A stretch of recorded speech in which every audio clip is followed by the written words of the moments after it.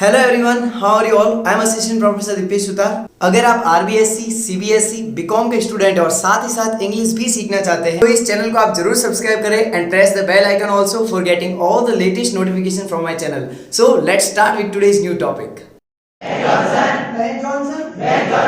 Ben Jonson, the noble nature, इसे बोलो noble nature, इसे बोलो, बोलो भजन, इसे बोलो,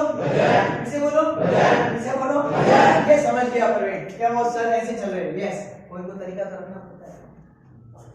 आईएएस करने वाला ऐसे तरीके से याद करते हैं, आप तो वरना कैसे याद करो? बोलो भजन, बताओ भजन से क्या आएगा? बोलो बोलो बेन जॉनसन, बताओ एन न का नोबल नेचर क्या? इसका कारण है ये जो नेक्स्ट वाली पोएम है ना, इसमें बच्चे कंफ्यूज हो जाते हैं।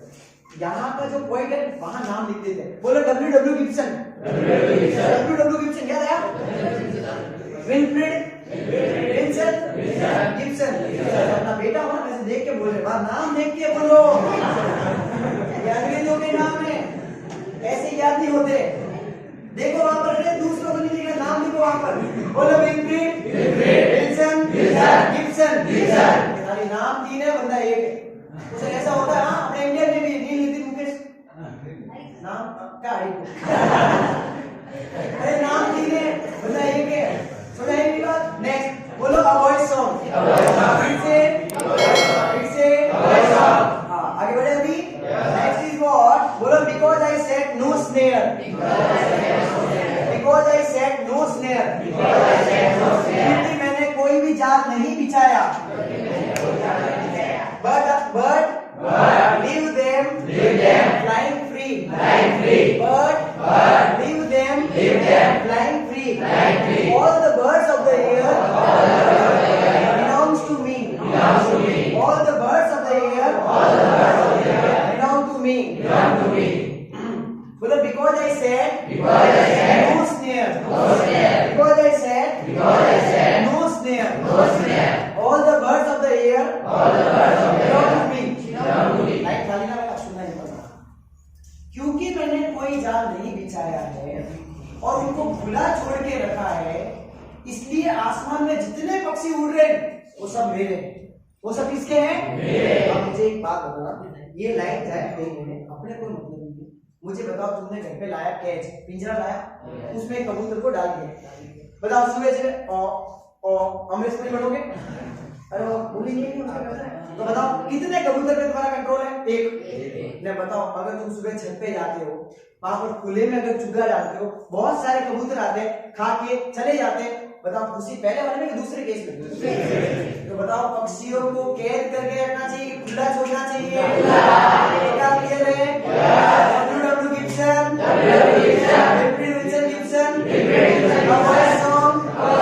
बोलो because I said no snare, but leave them flying free.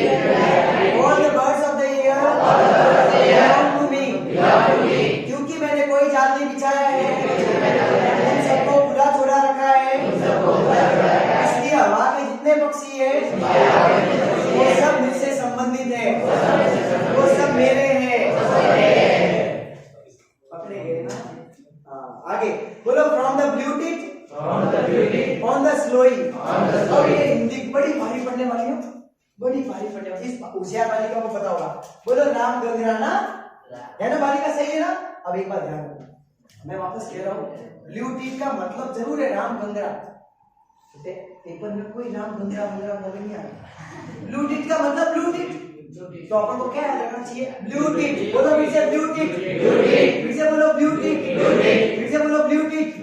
अब बताओ ये छोटू सा पक्षी, ये जो भी उड़ता है ऐसे, क्या तो बताओ बोलो ब्लू टिप, छोटा सा पक्षी। बोलो ईगल, सबसे बड़ा पक्षी। बताओ एक तो छोटे पक्षी को लिया और एक बड़े पक्षी को लिया, मतलब यहाँ तुलना कर रहे हैं कि अगर मैं किसी को भी ना पकड़ूं तो इस दुनिया के जितने भी पक्षी है वो सब किसके हैं? मेरे हैं। छोटे से छोटा और बड़े से बड़ा। अब मैं आता हूँ लाइन पे, बोलो from the beauty of the sloe. Sloe जो लिखा हुआ है स्लोई, वो एग्जाम में पूछते हैं। Find out the word from the passage which mean from the expect which means. देखो मगर सबसे बड़ी बात फायदा क्या पता है? जब भी तुम एग्जाम से पहले जाओ, जो होशियार बच्चे जो गहराई से पढ़ने वाले हैं, इन जो ये 4 पोम है ना, 4 पोम, इनके नीचे ग्रोसरी दी हुई है। क्या दी हुई है? बालिका, ये भूलना मत, देख के जाना। इनमें से ही पूछेंगे तो इनमें से ही पूछेंगे, क्योंकि सबसे टफेस्ट यहीं पर है। सबसे जो कठिन होती है वो यहां पर दी होती है। देखो यहां पर क्या लिखा है? स्लोइंग, और लिखा हुआ है a small bluish black wild flower. कहने का मतलब एक छोटा सा काले कलर का कोई फूल वगैरह निकला हुआ। और यहां अपने गहराई में नहीं जाना, मेन चीज समझो। वहां पर एग्जाम में कैसे आएगा पता है? Find out the word from the extract which means, और ये लाइन लिखी होगी अ स्मॉल ब्लूइश ब्लैक। देखो लिख के बताओ, भाई एग्जाम में सवाल आएगा 16वां का कौन सा सवाल है बताओ? वही नॉर्मल वाला सवाल। कौन था? Which are the two birds the point explain. कि भाई कवि ने कौन से दो बर्ड के बारे में एक्सप्लेन किया है, वो नाम तो आप डायरेक्ट लिख दोगे। कौन कौन से अपने? ब्लूटिट और ईगल। अब दूसरे में जो 17वां सवाल पूछा है वो भारी पड़ेगा, देखना कैसे।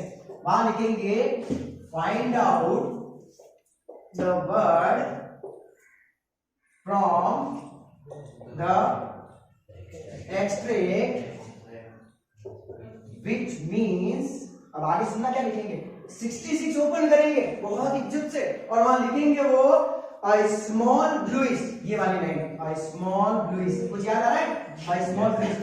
अब बताओ, जो बच्चा याद करके गया होगा वो तो डायरेक्टली लिख देगा, क्या सीधा स्लोई पे जाएगा। बताओ, 1 नंबर कोविड का है, 1 नंबर क्या, सॉरी 2 नंबर। पक्का क्लियर हुआ? तो आप बताओ, ये ग्लॉसरी डियर जरूर लेके जाना। प्रवीण दिमाग बैठी बात, ठीक है डियर संदीप, ये आपको नहीं भूलना है वाली के। ओके, जोश नहीं वाली, ओके। ये सब थकी आ रही सर, हम तो खुश हो गए। तुम रिचार्ज हो गए क्या? ऐसा नहीं आ रहा क्या? जाओ क्या? Then you need to respond. आपको रिस्पॉन्ड करना चाहिए। रिस्पॉन्ड का मतलब है क्रिया की प्रतिक्रिया नहीं होती है।